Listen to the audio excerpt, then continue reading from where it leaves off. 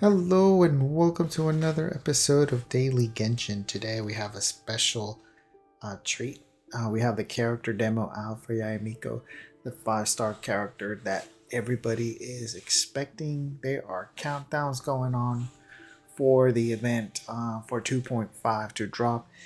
There's people already doing the countdown as to when to get it. If you haven't done so already, I recommend you download the pre-installation packet so that you are ready to go when the time comes. And they also dropped this video that we're gonna see in frame by frame. I feel like I need to take a look at it, a good look at it. Let's take a good look at this video and see what we can glean from it. The things that are hidden behind the scenes almost, because I think I've picked up a couple of items that other people may have failed to mention that might be of import. So obviously we have the Grand Narukami Shrine here with the Torii gates, multiple Torii gates, and these Torii gates always represent some sort of gateway or passage into from the mundane to the sacred. So they symbolize like sacred places, and obviously the shrine is a very sacred place for the Inazuman people. And this shrine sits atop the mountain, the great sakura tree that has like a fox-like appearance in its trunk. So let's go take a look.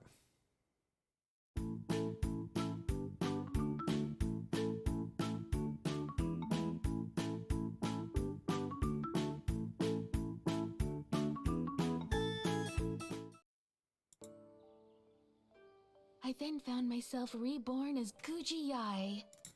So this is the first indication for me that yes, there is rebirth or the sense of rebirth in Genshin Impact.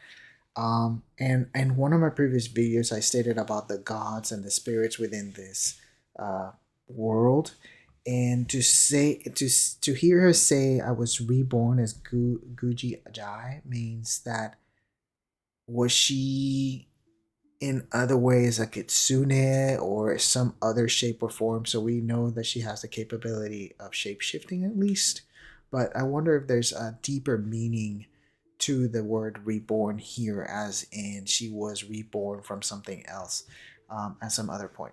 But more than likely not, she is meaning that she was shaped or shape shifted into Gujii, and she's become the shrine maiden or the lead shrine maiden for Narukami. Um, and that's what she means by this passage. Also, we see in the book that she's holding, there's like those chibi animations that we usually get, and that's obviously her there. But there's also another character that has a kimono, and it's probably her shrine maiden, and she's currently talking to with a little cat symbol there. We also see a lot of sakura flowers. So it looks like the sakura flower is meant as an emblem for the shrine.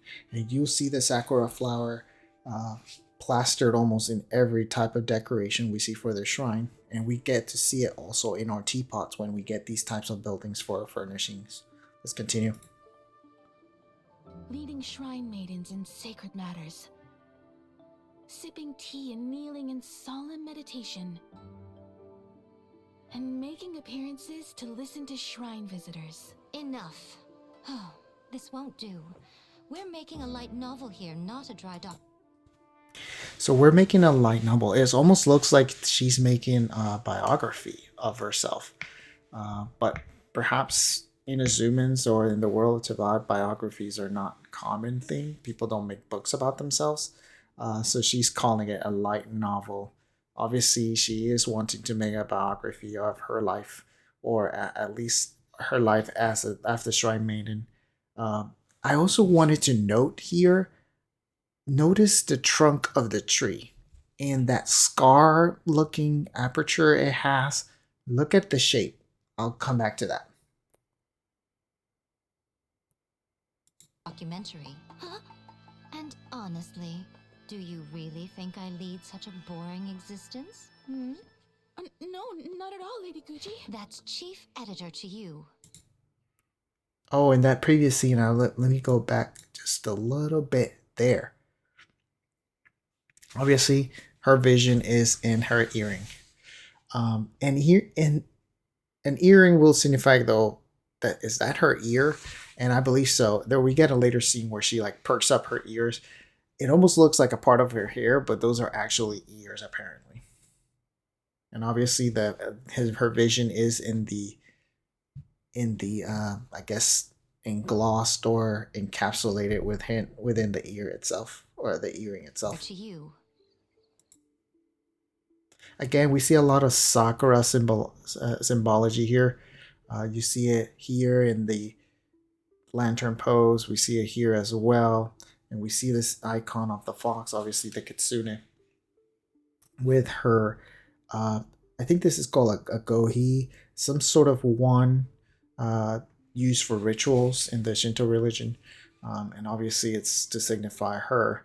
But there's a scene before even, a little bit after this. Oh, yes, Chief Editor. A light novel Where we with pure imagination. No, I think it's like beforehand, where she goes. And honestly, do you really think I lead such a boring existence? Right there, where we see like the fox. See, there's like a fox right there on the cover of the book. Obviously, in Japanese, or I guess Japanese books, you read them in the opposite end, as opposed to Americans, where we read right to left, they read left to right.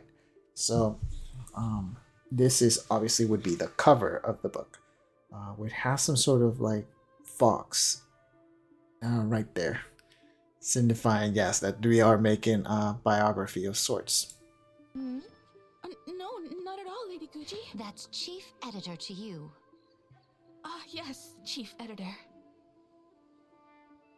A light novel begins with pure imagination. For example, I must say, this is quite the cunning trap. So there's that one again, part of the rituals for the Shinto religion. A gohei, I think it's also might be referred as a amba, but it's most, if you want to call it something, it's a wand.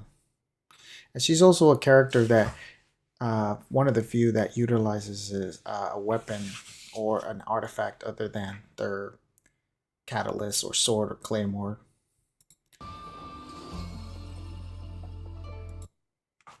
This also gives us a little perspective here as a student amusement, a little bit background. She's obviously the founder of the Yae Publishing House. She's also the editor-in-chief of the house.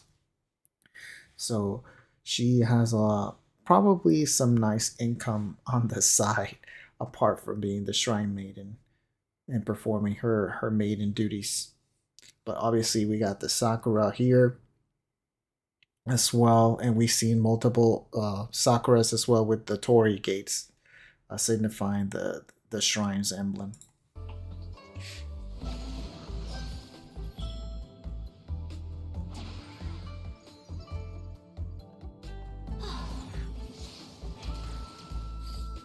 See that the perking of the ears there?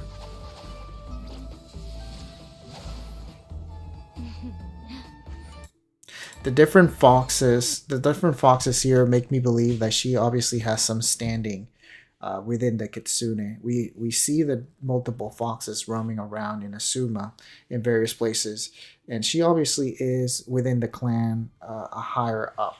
So being the shrine maiden and possibly leading the clan of Kitsune as the elder, I guess, of the Kitsune, most likely.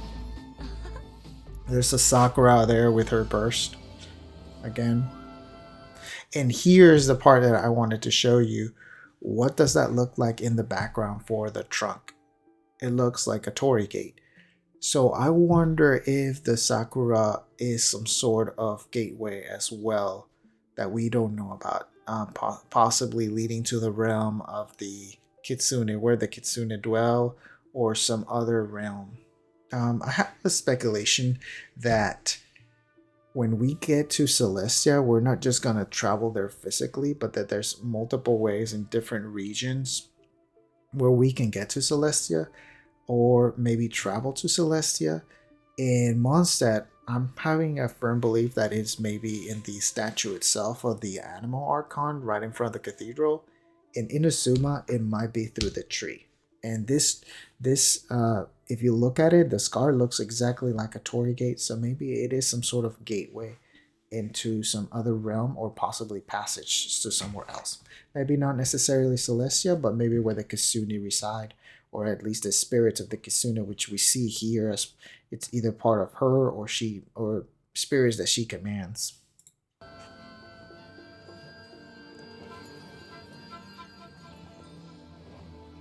But have I walked into your trap?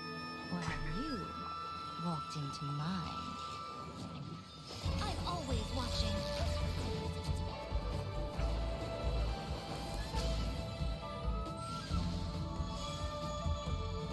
A sight to behold.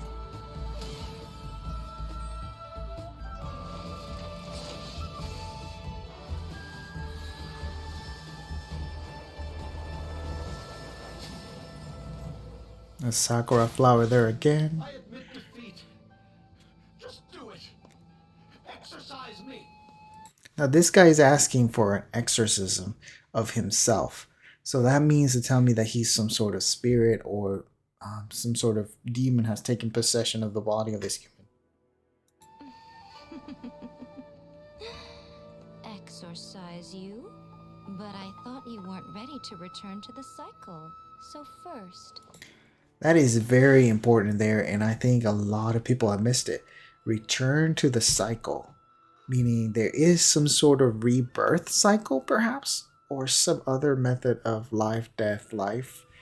Um, Obviously, this is big because it builds into the world of Tevat, of Genshin Impact. So there is some sort of rebirth cycle in this world. Let me show you what a cruel world this can be.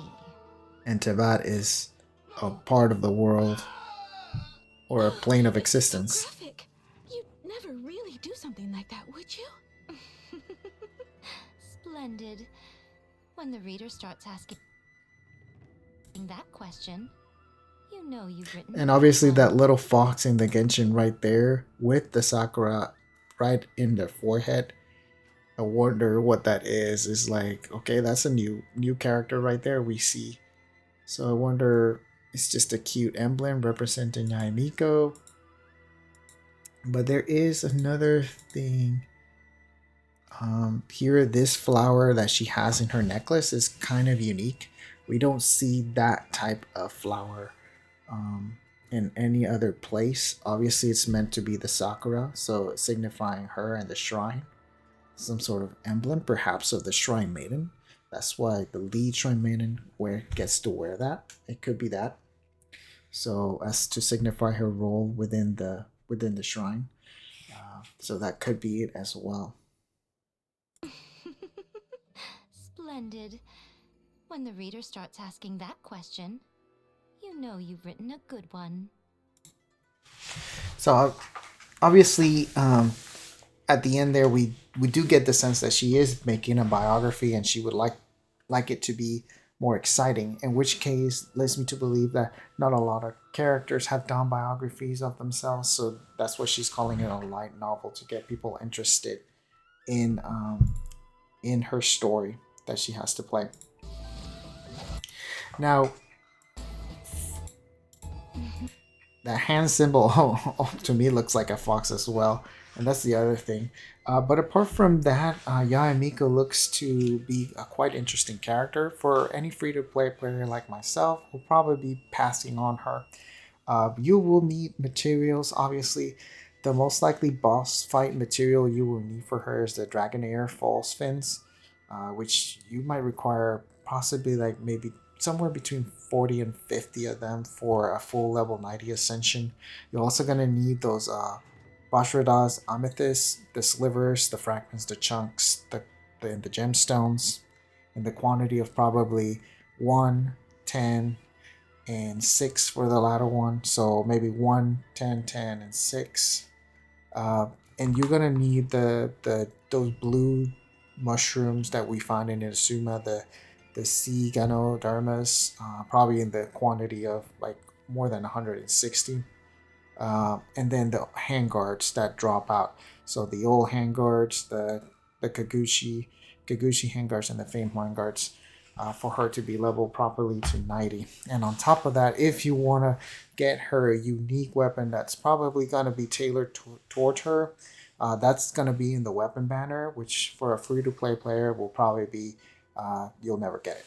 So, and you shouldn't wish on it. Even if you wish to end up on it, you spend probably more than 180 wishes just to get a possibility for the third try to be able to get that weapon for sure. So not a good investment overall. And she might end up being the only character the weapon is good for, but there might be others. But at this time, that jury's out. And again, I don't like to min max a lot. That's all the information we currently have for the teaser. Again, countdowns has started, so we're anxiously anticipating the next version of the game 2.5, and of course, after that, we'll be waiting like most likely got like a month for 2.6 and the chasm to finally drop for us, and that's what free-to players are mostly looking towards for is that 2.6 drop for the chasm.